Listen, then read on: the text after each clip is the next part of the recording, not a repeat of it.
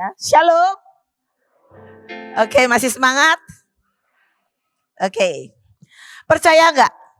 Ini sudah sudah tanggal 6. Percaya nggak kalau Tuhan bisa promosi kita dan bisa angkat kita dengan sangat ajaib? Saya bagiannya adalah yang sudah punya bisnis. Tapi saya juga mau katakan, yang belum punya bisnis, yang sekarang engkau tidak siapa-siapa. Engkau bisa jadi orang yang diangkat Tuhan. Saya mulai dengan cerita saya. Saya kerja sebagai seorang sekretaris di Citibank. Saya nggak ngerti dan saya kerja. Tapi saya ini punya sebuah tekad. Saya akan lakukan apapun yang terbaik yang saya bisa.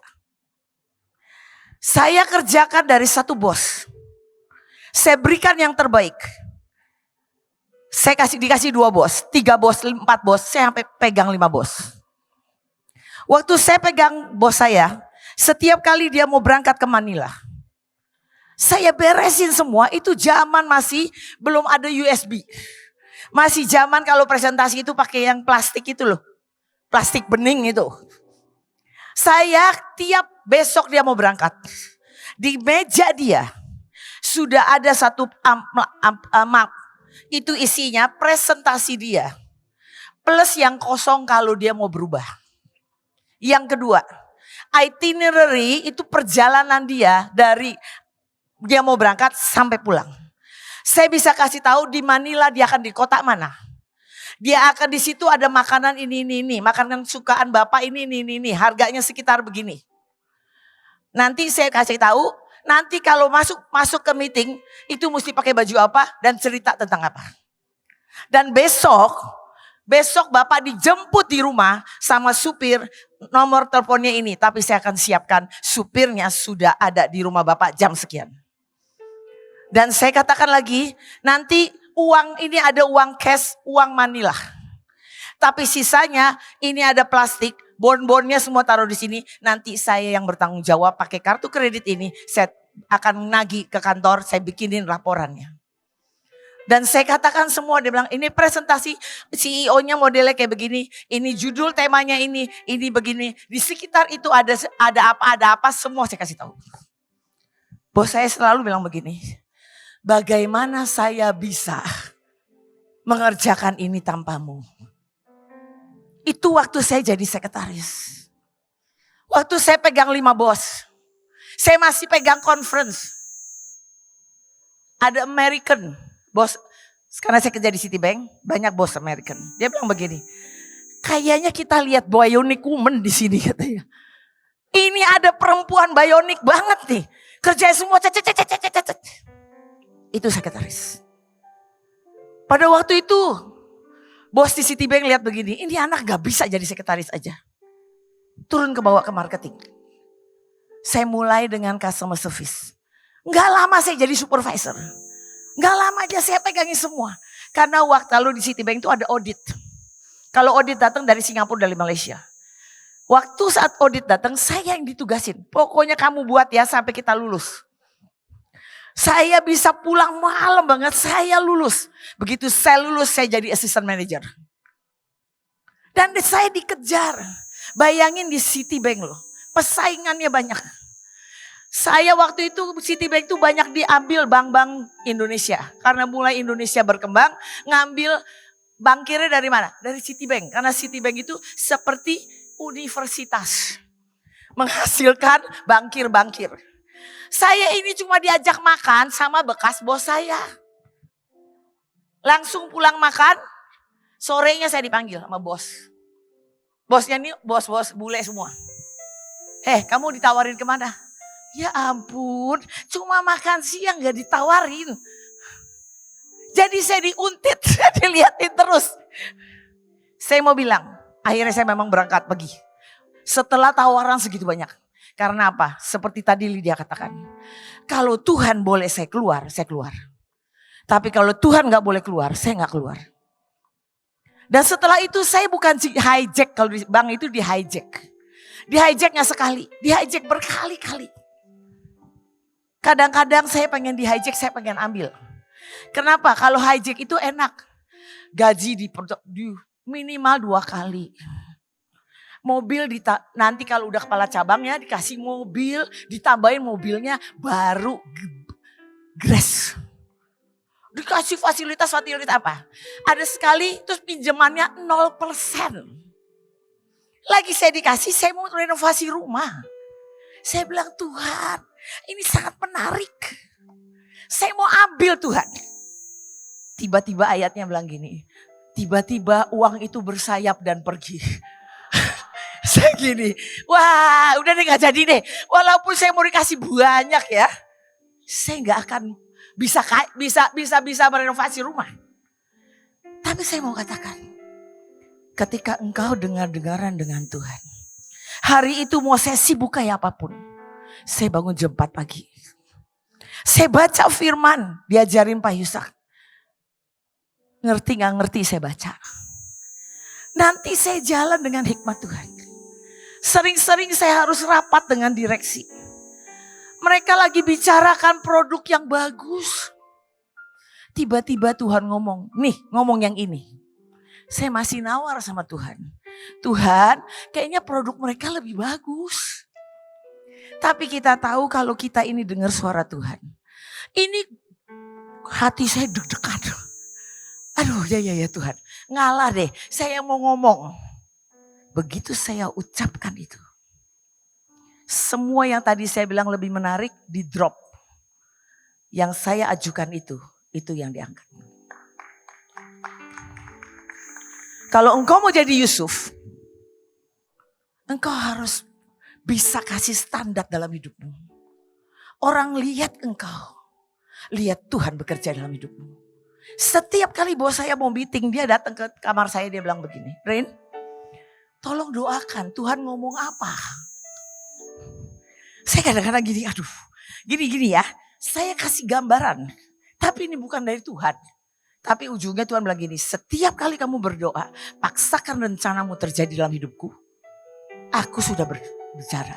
Enggak usah bosku nih Katolik. Sekretaris saya. Ini Kedar garis keras. Tapi semua lahir baru pokoknya yang dekat sama saya. Dia Kedar garis keras. Saya cuma ngajar di luar. Setelah saya selesaikan bankir saya, ketika saya di posisi tinggi. Saya jadi konsultan. Sekretaris saya angkat, bawa. Saya cuma ngajar PNS Jakarta. Wilayah waktu itu wilayah barat kalau gak salah. Begitu datang dia bilang gini. Bu, gak doa dulu. Terus partner saya ini garis keras Hindu. Dia bilang gini lagi. Coach, Tuhan ngomong apa? Ini kayak KKR aja saya bilang. Saya ditanyain Tuhan ngomong apa? Kan saya cuma doain aja gitu ya. Kita ini harus jadi saksinya Tuhan. Maka Tuhan gak tahan. Ngeliat ini anaknya memuliakan nama Tuhan. Dia akan terus angkat. Ini hal kecil yang kemarin saya baru dapat. Saya ini bertanggung jawab untuk makanan Bapak Ibu dan semuanya itu. Lagi gak banyak duit. Ya, terus saya bilang begini, Tuhan, ini di Desember akhir, saya bilang gini, Tuhan boleh enggak? Kali ini saya terima angka besar, tapi enggak masuk di rekening Mahanaim yang saya pegang. Masuk rekening pribadi. Bukan buat pribadi loh, tapi saya bilang, saya pengen contohnya, buktinya Tuhan, cinta Tuhan, masuknya ke rekening pribadi. Tahu-tahu ada yang telepon saya, japri saya. Coach, nomor rekeningnya berapa? Saya aja lupa, ini siapa ya, lupa kesaru-kesaru. Orang cuma konseling. Ya kirimin angka itu. Kalau kita mau jadi Yusuf, kalau kita cuma pikirin kita sendiri. Tadi Lydia bilang dikasihnya kecil. Tapi kalau kita tahu kita harus kasih makan bangsa. Maka Tuhan akan terus memberkati, apalagi kita memuliakan nama Tuhan. Kemanapun kita pergi, orang melihat Yesus Kristus Tuhan ada dalam hidupnya. Saya kasih contoh. Saya jadi konsultan dengan semua teman-teman saya garis keras segala agama. Hari itu kami bilang begini, ada di Jambi lagi kumpul semua CEO dari bank pemerintah daerah, BPD tahu ya. Saya nggak pengen pergi. Kenapa? Kalau pergi sama mereka, itu orang-orangnya semua yang garis lembut itu, yang ininya hitam, yang ininya tangkring itu loh. Ya, saya bilang gini, aduh kalau saya sendirian saya berasa matanya lihat saya gimana gitu. Tapi saya ikuti doa Daud. Tuhan, aku pergi nggak? Apakah kita akan dapat customer baru? Tuhan bilang gini, berangkat. Aku akan kasih. Begitu saya berangkat sama teman saya 2 orang. Jadi kami bertiga. Aduh begitu masuk saya udah rasa nih. Hati udah pokoknya saya dalam nama Yesus saya mengucap syukur. Tiba-tiba lagi makan pagi. Makan pagi ada sebuah bank BPD besar yang kami pegang. Dia bilang gini, ini BPD barusan aja presidirnya ganti. Oh ganti sama siapa mbak? Ntar kamu lihat. Begitu dia masuk, saya tahu ini direktur kepatuhan yang baru bulan lalu bicara sama saya. Terus begitu saya begini, loh itu kan direktur kepatuhan, saya bilang gitu. Oh dia sekarang jadi presidir, oke. Kita bertiga lah nyamperin ya. Begitu samperin saya bilang begini, Pak masih kenal saya enggak? Bu Iren saya diketok begini, dibeginiin. Bu Iren kita lanjutkan pembicaraan kita nanti katanya. Terus teman saya begini, sudahlah Rin itu bagianmu. Jadi saya duduk sama dia makan pagi. Saya ngomong-ngomong terus dia bilang begini. Rebok depan ngadep saya. Dan waktu presentasi bukan saya. Tapi partner senior saya yang lain yang presentasi. Saya duduk di belakang. Begitu selesai presentasi. Semua bank-bank BPD ini semua banyak wakilnya itu semua BPD seluruh Indonesia. Datang saya cuma begini. Bu ini kartu nama saya tolong kirim proposal. Bu ini tolong ini kartu nama saya. Kami pulang kami menjarah kontrak proposal. Dan itu cukup setahun. Bapak Ibu. Kalau engkau mau dipakai Tuhan jadi Yusuf. Jadilah orang yang dengar-dengaran sama Tuhan dan taat dan menyukakan hatinya. Apapun yang kau lewati, responlah dengan benar dan membanggakan dia. Sampai dia melihat, gak bisa, ini harus kuberkati. Oke, singkat sekarang kita mengembangkan bisnis. Untuk yang sudah,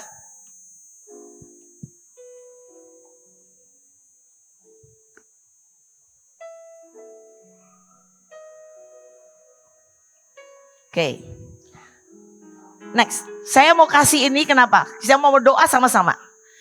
Saya dari awal saya kerja sebagai kepala cabang. Saya naik nih ya, kepala sekretaris, jadi customer service, nggak lama supervisor, langsung jadi kepala cabang. Nah, terus naik jadi kepala wilayah. Jadi kepala wilayah, saya jadi group head. Terakhir saya pegang 12 triliun aset. Saya pegang bertanggung jawab untuk 157 cabang dan saya bertanggung jawab untuk 1.200 orang. Tapi Tuhan kita CEO dari segala CEO. Ketika dia mau panggil kita, di puncak-puncak saya, dia kasih saya mimpi 3 kali berturut-turut dalam seminggu. Itu cuma pakai kata-kata dari seorang hamba Tuhan mengatakan, it's about time for you to live. Sudah waktunya engkau tinggalkan itu. Saya tinggalkan hari ini, saya enggak miskin. Bapak Ibu, tapi Tuhan ajarin saya doa ya bes. Ini dicatat aja kita gak doa. Maksudnya nanti, saya mau katakan gini. Tuhan bilang doa ini, deklarasi ini tiap hari. Saya katakan gini, kiranya engkau memberkati Iren berlimpah-limpah. Dan memperluas daerah Iren dan kiranya tanganmu menyertai Iren dan melindungi Iren daripada malapetaka. Sehingga kesakitan tidak menimpa Iren dan Tuhan menjawab permintaan Iren. Itu tiap hari. Dan saya ini kayak dikejar-kejar promosi. Naik lagi. Sampai saya kerjakan konsultan dari bank kecil sampai semua bank besar. sampai BPD. Dan saya melihat Tuhan tidak pernah seperti dia katakan di firman. Bahwa dia genapi, kita dijadikan kepala bukan ekor. Tapi lakukan bagian kita, membanggakan dia. Jadi doakan ini. Sampai engkau hafal, engkau katakan. Tapi jangan hafal lata ya. Tapi lagi doa benar-benar, kiranya engkau memberkati aku, gak cukup satu. Berlimpah-limpah. Kiranya engkau memperluas daerahku. Ya, jadi ini doa. Saya ada waktu ya. Saya cuma mau kasih ini doa yang saya diajarin Tuhan. Oke, next. Yang pertama ada 7 langkah. Yang pertama adalah mengembangkan bisnis dengan efisien. Perhatikan pemborosan yang terjadi. Bapak Ibu, sering-sering kita mau ituin usaha, kita nggak tahu kalau pemborosan banyak banget. Misalnya nih ya, siapin kopi setiap hari habis. Sudah dengar dari Ibu Panglima, Pak Paul itu mikirin sampai kopi aja dibeli. Dia tahu bahwa berapa habisnya. Kadang kita nggak tahu, tapi itu pemborosan. Kadang-kadang bensinnya supir itu dicuri dan dimainkan dengan pembelian bensin. Solar macam-macam itu harus dilihat pemborosan itu. Jangan sampai kita makin besar, pemborosannya makin besar. Ya. Saya ingat Bob Sadino tahu yang pakai baju celana pendek. Dia itu kan punya supermarket. Ya kan? Nah, saya punya teman yang baik sama Bob Sadino. Dia itu katanya pemborosannya mengerikan. Di gudangnya itu selalu hilang. Mereka bikin program. Mulai hari ini kalau ini nggak kerja satu orang, Unity. Kalau bulan ini sampai 3 bulan berturut-turut, tidak boleh ada pokoknya yang cuma dia kasih angka yang cuma boleh hilang, itu cuma boleh segitu. Kalau lebih dari itu kalian dipotong gajinya. Insentifnya dipotong. Tapi kalau enggak kalian dikasih insentif lain. Itu benar-benar bekerja. Karena daripada hilang pemborosan tuh banyak banget, lebih baik dia kasih insentif. Makanya yang ketiga saya bilang buat program agar pemborosan berkurang. Tapi kita juga mesti lihat biaya pengeluaran yang paling besar di mana. Setiap bulan mesti lihat. Ini biaya apa yang naik? Biaya kenapa naik? Kita Yusuf, jangan sampai juga ngutang perpuluhan sama Tuhan. Nanti ada yang belalang pelahap pengerip lompatan, betul gak? Tahu-tahu di toko banyak bocor. Tahu-tahu motor rusak, ditabrak dan segala macam. Dan itu yang harus dilihat. Oke? Itu yang pertama kalau yang punya bisnis ya. Yang kedua, kenali kompetitor, pesaing. Kenapa? Kalau kita promosi terus tapi kita nggak tahu pesaing kita sudah kerjain apa. Kita nggak menang-menang. Kita harus bisa kenali produk dan jasa yang kita tawarkan dengan pesaing. Jangan dicontoh plek-plekan. Tapi belajar ketika kita benchmarking namanya itu. Ketika kita mengenali produk dan jasa dari pesaing kita jadi belajar. Oh, kelebihan mereka tuh ini loh ya. Nilai mereka tuh ini loh. Kita mulai berdoa. Kita punya hikmat, pengertian, kreativitas dari Tuhan. Kita akan buat yang berbeda dan cepat. Bahkan di tengah-tengah situasi gak enak. Saya ingat dulu ada masa devaluasi di Indonesia. Hari itu saya kayak jualan apa gitu. Orang kalau datang gini, saya mau minta bunganya berapa? Bunga tuh bisa 40%, 50%. Masih ingat gak tahun berapa itu? Yang devaluasi. Saya ini kalau ketemu customer ya, hari ini saya kasih 40% jam ini. Nanti setengah jam lagi saya bisa kasihnya udah 45%. Nanti customer yang lain ribut saya bilang gini, loh ini udah gak tentu. Ini ekonomi Indonesia lagi begini. Hari itu saya bilang gini, gak bisa begini, saya rugi berat. Saya bilang, saya ngadap direksi saya. Saya minta bagian produk, bikinin saya produk. Yang harian, waktu itu orang takut dengan dikunci berapa bulan. Harian kasih bunga lebih tinggi. Supaya mereka gak cabut uang mereka. Karena kalau mereka cabut uangnya, ini bank kita nggak punya uang. Hari itu ingat ya, waktu bank BCA diserbu macam-macam juga. Karena semua orang takut dengan bank. Hari itu saya minta produk. Dan saya bilang, nggak apa-apa itu rate-nya lebih tinggi. Mereka jadi nggak bulak-balik tiap hari datang minta ketemu sama direksi bank. Saya berhasil mengumpulkan dana yang tidak keluar. Ya, jadi kita harus tahu dan kita juga melihat pesaing, jangan jelekin pesaing di depan customer. Customer apalagi kalau dia lagi cinta banget sama bank itu, kita jelekin, dia langsung keluar. Tapi kita beri yang terbaik. Oke, ketiga, next. Perkuat jala kita, yaitu upgrade sumber daya manusia, proses dan produktivitas. Proses kita apakah menjelimet gitu loh. Manusianya pasti. Kalau yang tahu saya selalu belajarin attitude, skill, knowledge. Ngajarin semua karyawan, semua manajer saya sampai kapanpun. Saya ngajarin attitude-nya seperti apa, sikapnya seperti apa. Kedua, skill-nya, keterampilannya sudah memenuhi gak di posisi masing-masing. Knowledge-nya, pengetahuannya apa-apa memenuhi. Ya, lalu kita tempatkan karyawan-karyawan kita. Ini yang sudah punya bisnis ya. Karyawan-karyawan yang handal di tempat-tempat tertentu. Di mana itu akan ketemu dengan banyak orang. Dan itu kita tahu misalnya di proses di dapurnya satu. Di marketing satu. Yang akan menenangkan atau yang proses dengan sangat cepat dan sangat kuat. Kalau toko mie. Ya di luar itu walau nih siapa yang punya toko? Ya kadang-kadang ada toko mie. Ada orang gini ya asal jual mie aja. Kalau saya datang, kalau ada suasana enak, yang ngelayaninnya senyum, yang ngelayanin juga gak bau ya dan segala macam. Itu membuat orang itu, kadang-kadang kita mungkin mie-nya gak seenak dari yang sana. Tapi setiap kali dia mau ketemu teman, dia mendingan di sini. Daripada dia tempat itu. Ya, jadi kita harus tahu bahwa kita harus upgrade karyawan kita sendiri harus di-upgrade. Lalu secara attitude, skill, knowledge ya.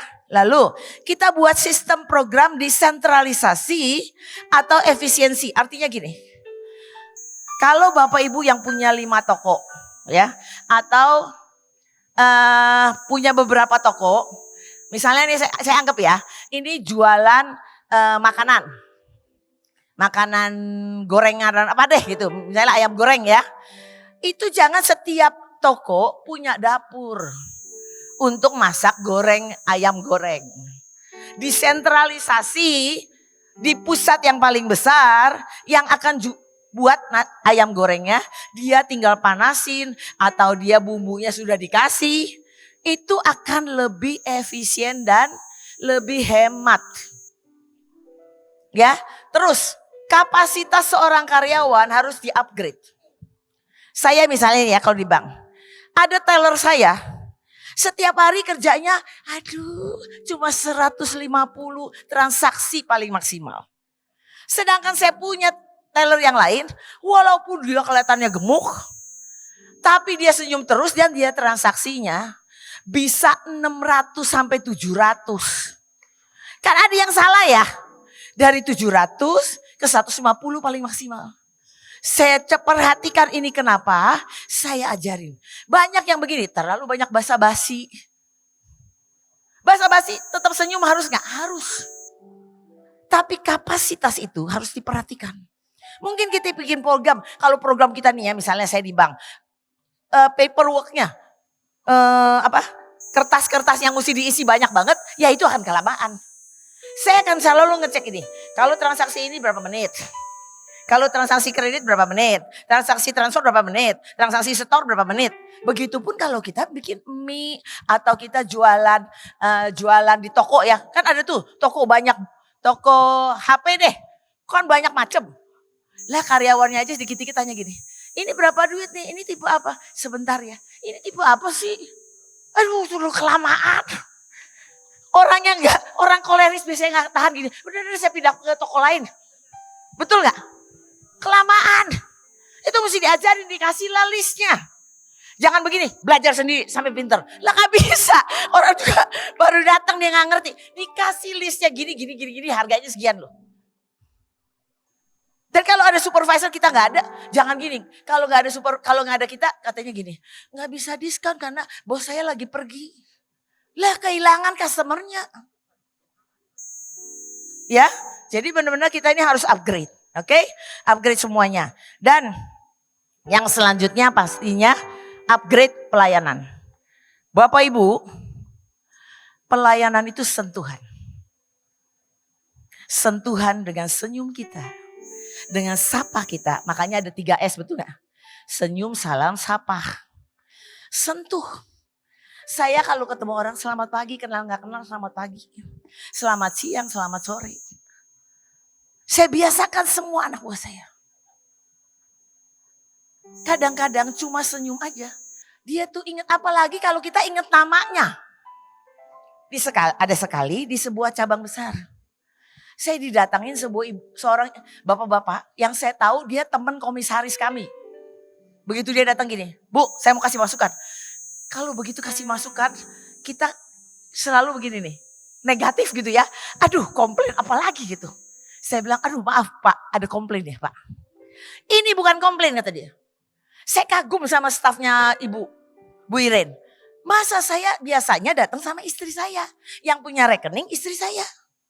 Walaupun saya kenal sama Pak Michael kata dia. Tapi yang punya rekening istri saya. Tapi hari itu saya datang sendiri tanpa istri saya. Tiba-tiba dia datang gini. Hai Pak Anton kok sendirian. Kaget saya. Saya gak punya rekening. Kok bisa tahu nama saya? Saya lapor sama Pak Michael katanya. Waduh saya lapor Pak. Tolong datangin cabang itu. Pak Michael juga tanya lagi komplain apa. Justru gak komplain Pak. Tolong datangin cabang itu. Itu gak lama. Saya jadi kepala wilayah.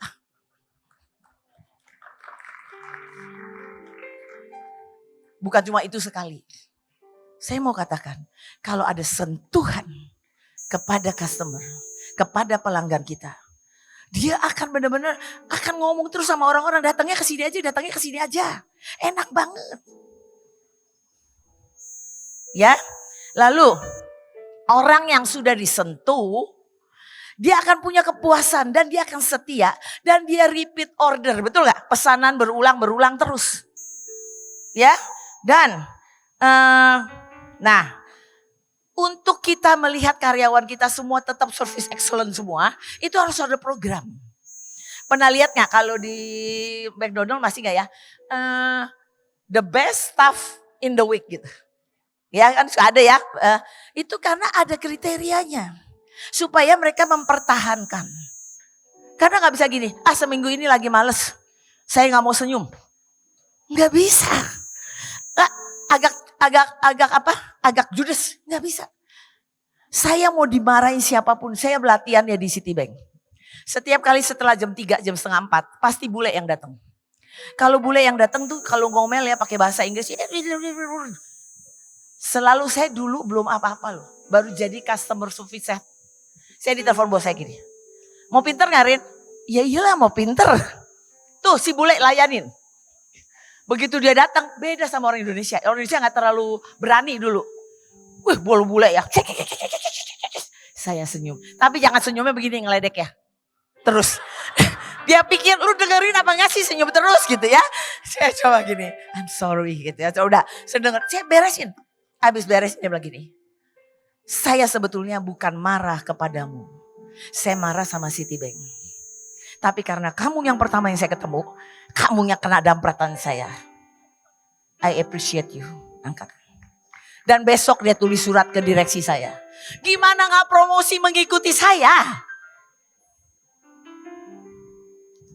Bapak Ibu kita gak bisa cuma rohani, terlalu rohani. Dan orang bilang gini, iya rohaninya sih bagus, peka sama Tuhan sering lihat penglihatan. Tapi attitude-nya rada-rada minus. Gak bisa. Ya. Jadi kita harus buat program ya. Kita hari ini nggak bisa terlalu lama ya karena kita mau discussion. Oke. Next adalah memperluas jaringan. Bapak Ibu, kita ini harus memperluas pemasaran kita ya. Kemarin saya lihat banyak lah udah yang diajarkan. Ya di rumah nanti kan bisa dapat PPT-nya, pelan-pelan dipelajari. Oke. Dan memperluas jaringan begini. Kalau toko kita udah sangat ramai, gak kepegang. Kita bisa pakai online, betul gak? Pesanan online. Atau kalau sudah bisa, buat cabang lagi. Dulu, bank-bank kenapa buat cabang? Coba lihat gak? BCA di Kelapa Gading, banyak banget, betul gak? Bukan cuma 2, 3, banyak banget. Setiap kali dia penuh antrian, dia akan buka cabang di beberapa jarak ya. Dia akan buka. Dan itu memperluas jaringan. Begitupun dalam hidup kita. Kita apalagi sekarang jaringan. Pakai medsos. Nggak usah buka toko. Nggak usah ngadain apapun bisa. Tapi jaga kualitas. Jaga kualitas. Oke. Lalu. Bapak Ibu kalau kita pengen jadi Yusuf. Siapa yang di sini males ngomong? Di sini ada yang orang flekmatis, malas ngomong. Yang kalau mau ngomong gini, nanti ditanya lagi yang lain, saya lebih baik gak ngomong, telan lagi. Nggak bisa. Kita ini kalau mau ketemu orang, kita harus baik-baik. Ya, kadang-kadang begini ya, kita ini apalagi kalau semakin kita diangkat sama Tuhan. Kita marah-marah di satu restoran, ternyata dia kenal kita. Gak usah buin. Saya mau masuk restoran di Bogor aja gini. Bu Irin ya? Loh kok kenal di mana ya? Saya dengerin YouTube-nya. Saya bilang gini, ini bukan Bu Iin loh. Sampai saya baru mau masuk restoran coba. Kalau mau diangkat. Nomor 1 Tuhan. Nomor 2 Tuhan. Nomor 3 Tuhan. Maka engkau akan lihat. Tuhan akan angkat engkau. Sebisa yang kita kadang-kadang di luar limit kita. Oke, next. Belum. Tingkatkan promosi. Perluas gini ya. Kalau kita udah jualan roti yang bagus. Tapi rotinya cuma dikenal di sini aja. Kita harus memperluas jaringan kemana-mana supaya orang banyak yang kenal produk kita atau jasa kita. Kan bisa jasa juga jual kemana-mana. Jadi kita harus pakai jaringan macam-macam. Kalau lewat teman, dulu aja ya Bapak Ibu. Teman saya pinter sekali dia masih kerja sama kami di bank. Karena pembantunya ini pinter masak. Waktu hari itu dia harus masak nasi tiap hari yang fresh. Karena mertuanya gak boleh yang lain makan yang bekas kemarin. Jadi tapi mesti masak. Padahal anak-anak gak makan mesti masak. Jadi nasinya kan banyak berlebih. Pembantunya pinter. Dia oseng pakai apa, terus dia keringin, dia bikin kerupuk, dia bikin kue lagi yang lain. Terus dia datang ke kantor begini. Coba ini masakan mbakku. Cobain dulu, enak gak? Wih enak banget kata dia gini. Terus abis enak gini. Yang kedua kali, besok bawa lagi dong. Oke, dia bawa lebih sedikit. Bawa. Besok-besok bawa ya. Kalau besok-besok pesenan. Sampai dia punya toko loh. Hanya gara-gara kasih kita makanan masakan pembantunya. Yang tadinya ini nasi mestinya dibuang-buang. Tapi nasi ini bisa dikelola, didaur ulang namanya. Sampai jadi makanan enak. Ya. Oke. Lalu pakai berbagai jalur promosi sudah tahu. Kita kalau mau lebih besar harus ada jalur promosi. Mungkin kita pakai voucher, mungkin kita pakai buy 2 get 1. Buy 2 get 1 jadi dapat 3 ya. Atau dari pelanggan demi pelanggan. Oke, terus yang kelima. Yang ketujuh, integrasi sesama bisnis saling mendukung. Nah, tadi sudah dijelaskan juga, integrasi itu kita kerjasama ya, kerjasama dan nanti kita akan diskusi per pulau. Mungkin yang satu jualan apa, yang satu jualan apa. Tapi yang sudah punya bisnis sama yang punya bisnis ya lihat. Yang belum punya bisnis nggak punya. Dia nggak punya bisnis hari ini kalian belajar. Percaya Tuhan bisa bawa. kalian lihat peluang, lihat kreativitas. Semuanya bisa sampai Tuhan angkat kita naik. Kalau Tuhan angkat saya pegang konsultan dengan orang lain. Dari gak ada apa-apa sampai kita pegang nasional. Saya di bank, saya keliling-keliling, saya melihat, saya turun dari bank, saya keluar lepaskan bank karir saya. Lagi di puncak-puncaknya. Sampai bos saya bilang gini, lu udah ada gila ya Rin. Posisi diincar orang kau lepaskan begitu saja.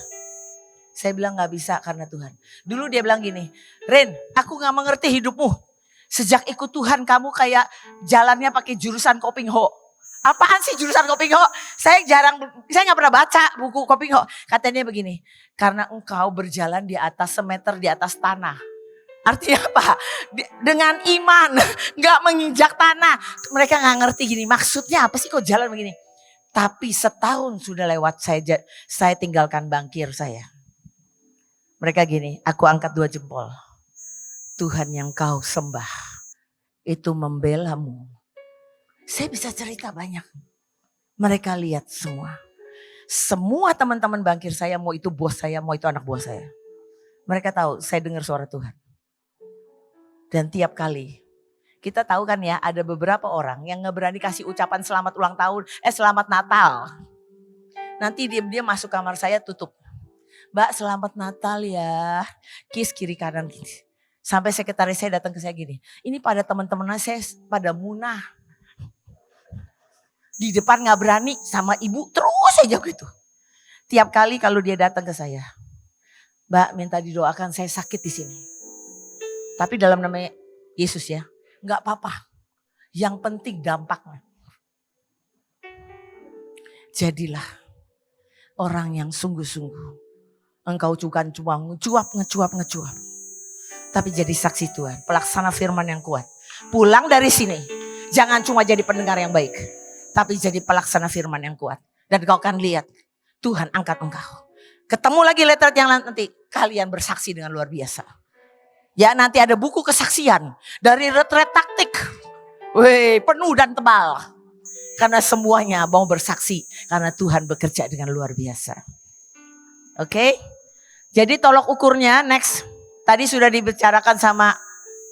Nextnya ada ya. Double keuntungan 1 tahun ke depan. Yang sudah punya bisnis juga. Aduh gimana dong coach. Pokoknya dengan iman aku percaya Tuhan. Tiap pagi Bapak Ibu semuanya. Mau yang punya bisnis gak punya bisnis. Kalau engkau bangun di pagi hari jam 4 sampai jam 5. Kalau bisa antara jam 3 sampai jam 5. Engkau ambil jarahan mau berapa lah ambil aja. Sebut nomor rekeningmu, nama banknya. Sebut nomor rekeningnya jangan nanti rekening tetangga. Sebut nomor rekeningmu. Katakan masuk. Setiap kali saya menjarah. Ada Tuhan gini. Orang sudah masuk kok masih menjarah. Oh iya Tuhan terima kasih. Nanti saya jarah lagi. Saya jarah buat bukan diri. Saya jarah buat Mahanaim. Rekening Mahanaim saya hafal. Saya jarah buat buat semua kegerakan semua. Yang unit di bawah saya. Oke?